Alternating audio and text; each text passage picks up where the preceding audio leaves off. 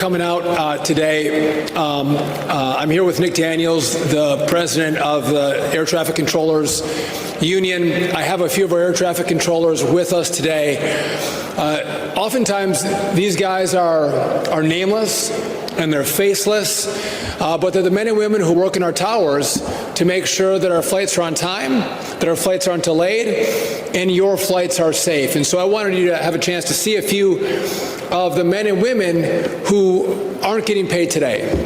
The men and women who rely on the paychecks from the federal government to support their families, to pay their car payments, to pay their rent, to pay for gas in their vehicles, to get into work. It puts food on their table. Yesterday, I had a controller who talked to me about his 9-year-old, 10-year-old daughter who made the traveling volleyball team. And as many of us know, it's an honor when your child makes the traveling team, but with that comes a cost.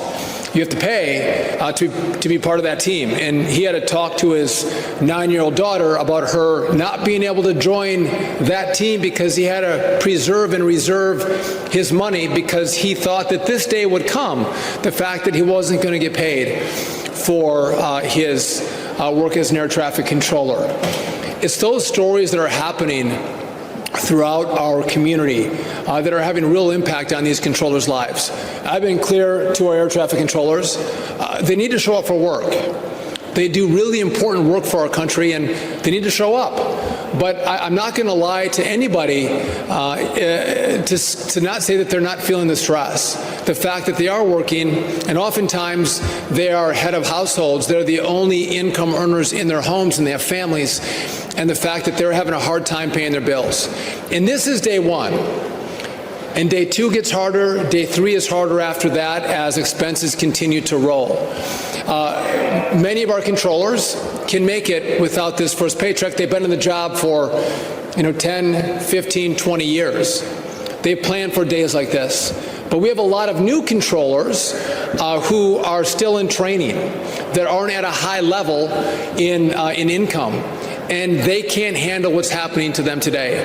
Those are the very people who have now looked for side jobs. You've heard the stories of controllers working at an Uber or a DoorDash, a controller who might go to a food bank to help make ends meet from this point to the point where they're going to get that paycheck.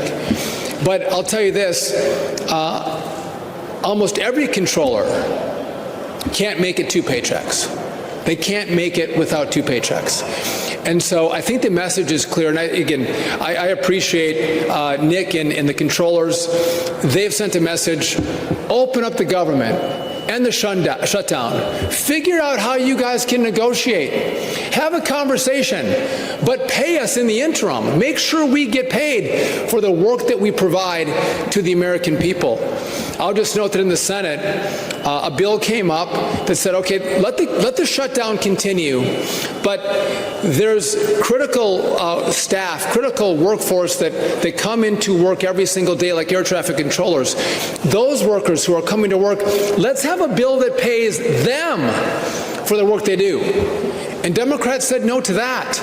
So I think we're getting to the point of extremism, and it does beg the question for me, again, what are the Democrats fighting for? Let's fight for America. Let's not fight for health care for illegal immigrants, illegal aliens. I think that's the wrong approach. And listen, I spent almost 10 years in Congress. There are political differences. Those political differences are very real. And the way you resolve those differences is not taking hostages. It's actually opening up the government and having a conversation. What can we work out? What compromises can we make? But in shutdowns, there's no room for compromise. And so I think that message has been clear. Controllers and those other critical employees need our government to be open, and they need to be paid. I want to say one other thing, because I'll get a question about this. Oftentimes I'm asked, is the airspace safe? Is it safe to fly? And I would tell you that, yes, it's as safe today as it was 2 months ago. It's safe because we have great men and women who run our facilities that if they don't have the right staffing levels, or if there's distractions in towers, they will slow down the landings and departures in different airports across the country. And what that means for the American people is that means more delays, or that means more cancellations. We want you to travel on time. We want your flight to depart when scheduled and land when scheduled. We want that to happen. But the number one priority of the men and women who are with me here, or all men, no women, all men are with me today, but also the women in the towers, is they want you to be safe.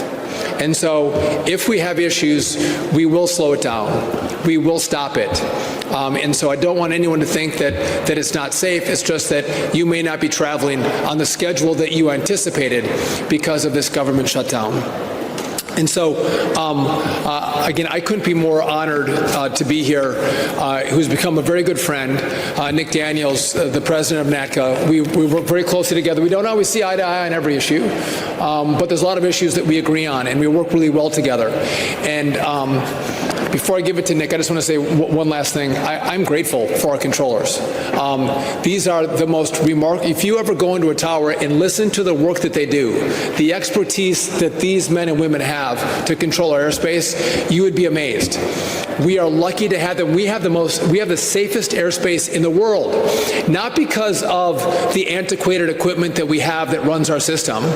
It's because we have the best air traffic controllers, the best trained, the smartest people in our airspace controlling it, and we're blessed to have them. That kind of work, that kind of dedication, that kind of expertise deserves a paycheck. And with that, I'll turn it over to the NACA president, Nick Daniels. Thank you, sir. Thank you. I am the president of the National Air Traffic Controllers Association, Nick Daniels. And I proudly stand here, but at the same time, I'm here to tell the story. I normally have prepared remarks for you today, but today isn't a day for prepared remarks.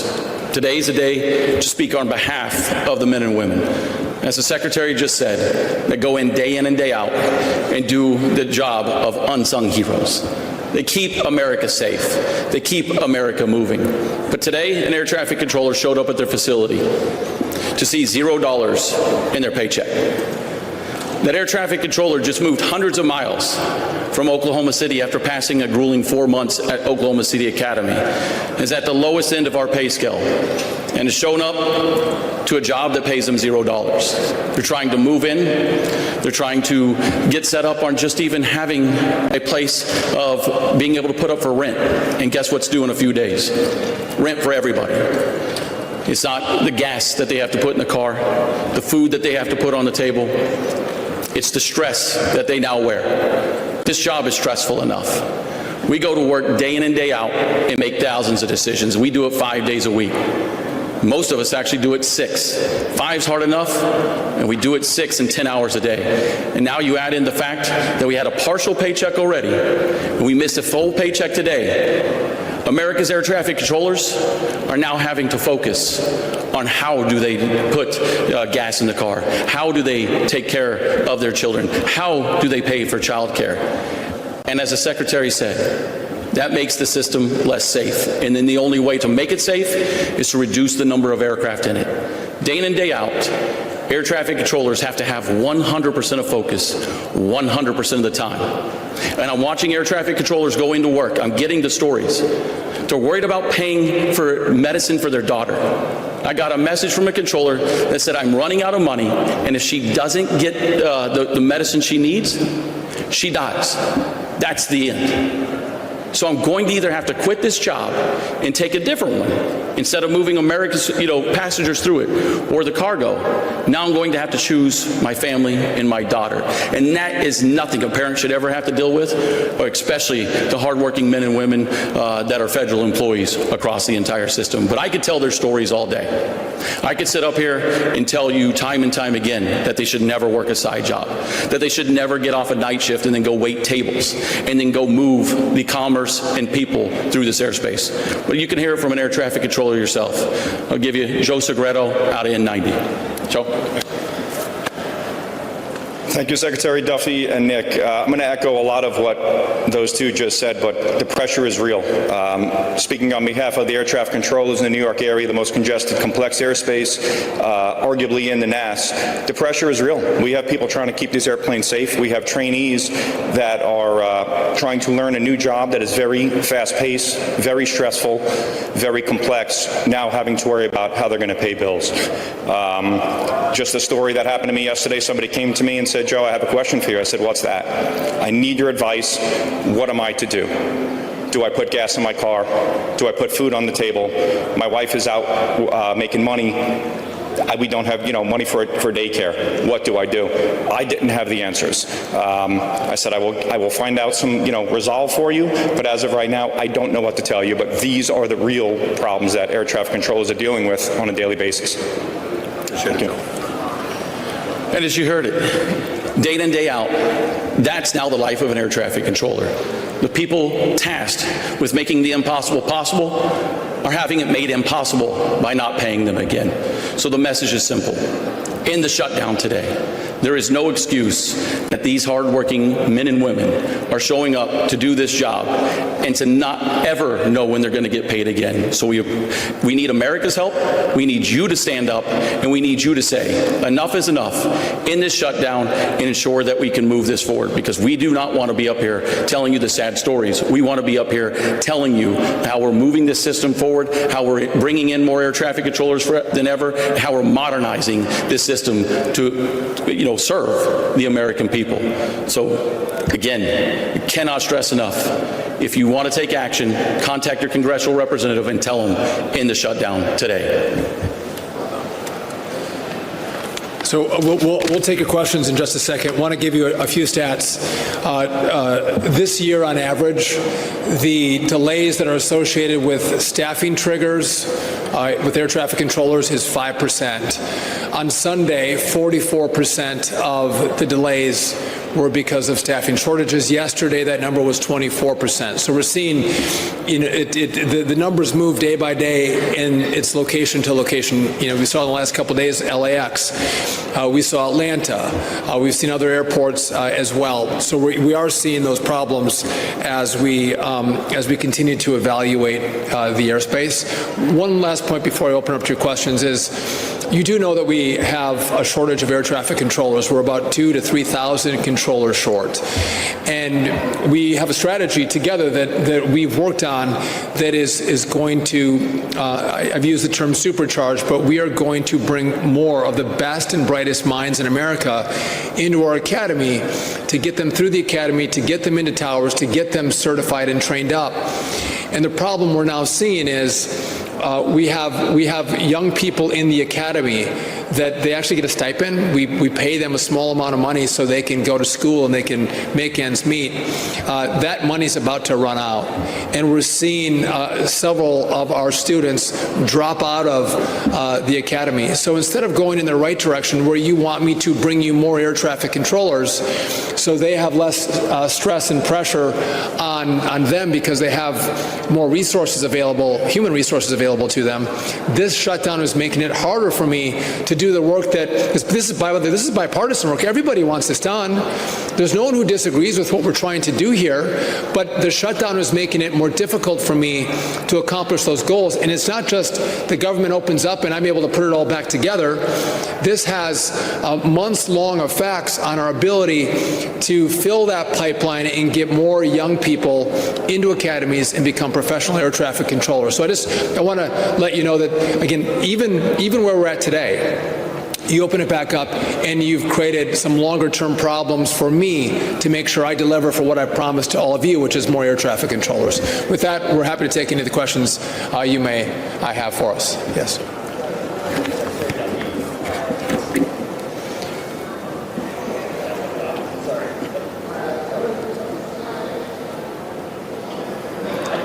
Yes.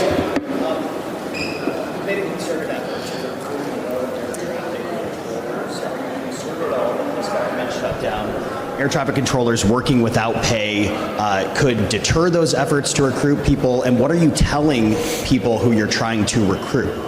So our instructors at the academy, they're not being paid. And the fact that our controllers in the academy may lose their stipend, we tried to plan for this. We tried to preserve as much money as possible. We have about a week left of dollars. But yeah, no, I'm very concerned about what this does for our pipeline. The president has said, and I agree with President Trump, like we have here, I want the best and the brightest. I want the smartest people to come in and control our airspace. And if you see that you pick a career where you may not be paid for a partial payment one paycheck, the next paycheck you're not paid, and maybe a third, that'll make you rethink, do I want to go into this profession? Not only that, when we have new controllers that are being trained up, they don't make a lot of money. It's a base pay that they get, and they're having a hard time making ends meet on the pay itself. You take that minimal pay away, and they throw their hands up. They don't know how they're going to navigate it. So this truly can drive people, and we've seen a few times that it has. It drives people out of a profession where we're trying to build more numbers as opposed to the shutdown taking numbers away from us. Yes? If you just want to yell it at me, I don't know. Hi, quick question.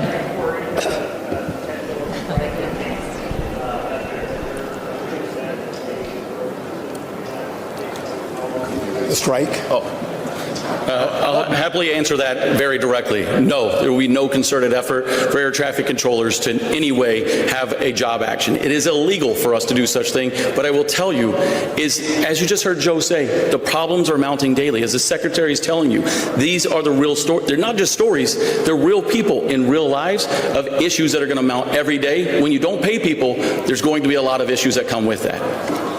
And by the way, every single American gets this story. If you have one family member that works and the other one who doesn't, you lose a paycheck. Every American knows how hard that is.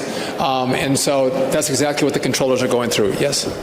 Hi. Quick question. You said yesterday it was about 44% of delays that were attributed to staffing shortages. I'm wondering, is that the highest percentage we've reached during the shutdown so far, and how does it compare to last shutdown?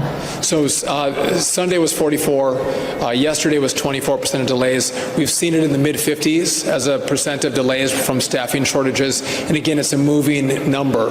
And I'm grateful. I've asked the controllers to show up to work, and they have responded. And I think we're seeing less problems in the airspace today than we have in prior shutdowns, but I don't have the exact numbers for you on that. Yes?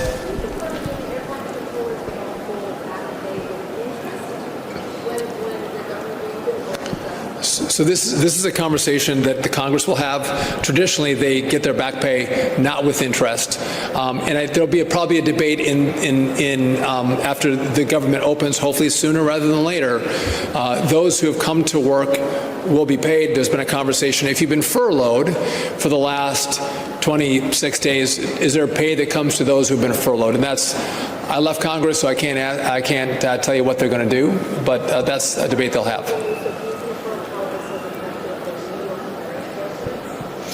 So again, so the New York area airports, we have seen staffing shortages, probably more at N90 than in our towers. But yeah, no, we've seen staffing shortages for sure.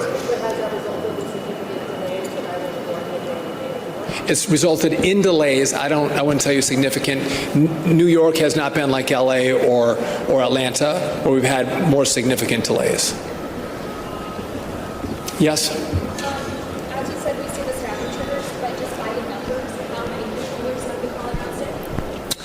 Now I'm going off the top of my head. I don't know if it's LA or Atlanta. The number they should have in the facility was 25. 11 called in sick. And when that happens, again, we will slow the rates down, and that's where you'll get the delays. We can provide you more information in regard to what the numbers are in each facility, but again, our number one priority is safety, making sure that we don't have any incidents on our runways or in our skies. Anybody else? Yes?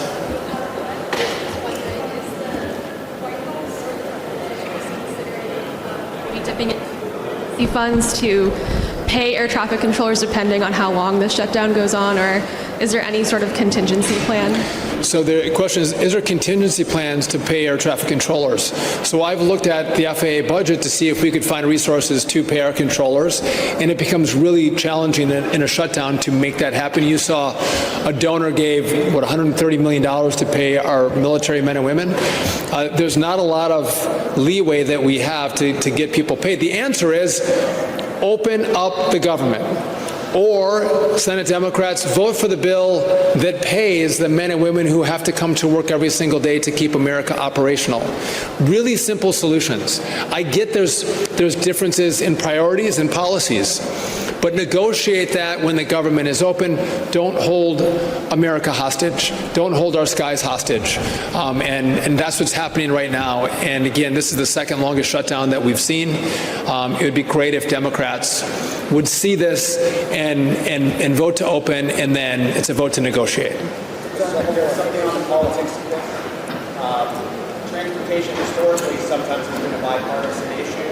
Do you think that with the gateway funding and Second Avenue subway, here air traffic controllers, that it's being used more as a pawn now? So the question is, transportation is traditionally bipartisan. I would say it still is bipartisan. I have great relationships with Democrats in the House and the Senate. I truly do. Talk to them frequently. We work on projects together because infrastructure, transportation, is not partisan. We all use it. Whether you're a Democrat, Republican, Independent, far right, far left, this is for America, and that's why we all work together on these issues. You mentioned Gateway and Second Avenue, so specifically here to New York, we've telegraphed that we have concerns about how contracts are given for disadvantaged businesses, all in favor of disadvantaged businesses getting a piece of the pie in some of the work that we do. But it's unconstitutional to base that based solely on race and sex. And so we're in the process of doing a review on those two projects. The problem is our staff has been furloughed. I have one person doing the reviews. I've talked to local senators who've expressed their concerns, and I hear their concerns. But again, this is really easy. Open up the government, let my staff come back in, let's do the reviews, and if there's compliance, we're going to move forward without delay. Yes? Follow up on that. The MTA said that they would use the state portion of funding for the disadvantaged businesses and federal funding notified by the rules. Does that fly? We'll see. I want to look at the proposals. I guess with MTA, I have some other concerns. I do think if you're a Democrat, you're a liberal, you don't like cars, and you want people to ride public transportation, I think that's wonderful. Good for you. But if you want us all to ride public transportation, make it safe, make it clean, make it beautiful, and then you don't have to argue about your cars or your subways. Everyone wants to ride the subway because it's faster and it's safer, and kids can get on it and families can ride without fear of life and limb and liberty. And I don't know why New York can't do that. It shouldn't be a big, I don't know why I have to convince the governor to actually get engaged and say we're going to make the subway safer and cleaner. I shouldn't have to. I think there should be an uprising in the city that you all want to ride your subways, you pay for it, and you should feel free from crime when you do it. And again, this shouldn't be complicated, but it seems like in the city, not by the people, but the leadership doesn't seem to get that. Yes. I have a question in regards to the Penn Station access project. The MTA is waiting Amtrak for ultimately delaying the project by 3 years. Are you considering any action to get that project back on track? Are we talking about the rebuild of Penn Station? Yes. I love that. We're moving at the speed of President Donald Trump, which is a remarkable speed. We can't go any faster. I think you would have seen another decade, 2 or 3, before MTA would be able to build the new Penn Station, and I think it would probably cost 10 times as much if you look at their track record. So we are going to build it fast, and we are going to build it on budget. And so again, I've looked at the past performance of MTA, and I don't have a lot of confidence in what they've done and how they operate. One more question, then we'll go. You mentioned the president. Let's bring him to discussion. Are you willing to answer that? He has all the power. Must So the question is, President Trump, he has a lot of power. He does. And you know President Trump very well in this media group. He loves to cut deals. He loves to negotiate. The problem is we have nothing to negotiate with. Republicans offered a clean CR, meaning the funding from September 30th should be the very same as October 1st. No changes, no modifications, no leverage points. It's Democrats who've now said, I want to shut the government down because I want to use this leverage, this shutdown, the pain of these controllers to get what I want. So they're the only ones who put in additional requirements to open the government back up. It's Republicans alone who've said, make it clean. Open it back up, and then let's negotiate. If Democrats have priorities they want to discuss, do it when the government's open. But there's nothing we have to negotiate with because it was a clean CR. And so I don't think you're going to see the president negotiate here because he has nothing to give up because he didn't put anything in the bill. And just, we're talking about air traffic controllers, really important, but SNAP benefits and subsidies for Obamacare all are going to come to a close as we get to the 1st of November. And real pain is going to be inflicted on the American people. And I think that's a decision that Democrats are going to have to grapple with. How much pain are they willing to inflict? Think back when Barack Obama had the shutdown. He wanted to make it as painful as possible. So think back to D.C. Many of you covered this story. We had open-air monuments and memorials. He put gates around the open-air monuments and memorials to make it more painful on a World War II vet or a Vietnam vet that came to see their memorials. He wanted it to be painful. President Trump has done all he can to alleviate the pain on the American people. And I thank him for that. And it shows that he cares about the American people. He doesn't want to see them go through pain of a shutdown.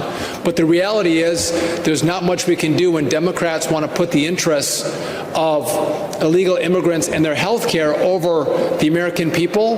There's not a lot of room to negotiate. And by the way, I think if you pulled this, Americans would say, put Americans first. Put us first, put our air travel first, put our great military first, and if you want to negotiate on health care, have that conversation when the government is open. I want to thank you all for coming out. I do again want to thank our great air traffic controllers. They don't probably have them on, but I know they wear American lapel pins on their chest. They're patriots. I'm grateful for their service, and again, I would urge the Democrats to open the government back up, stop holding us hostage, and pay these great men and women. Thank you.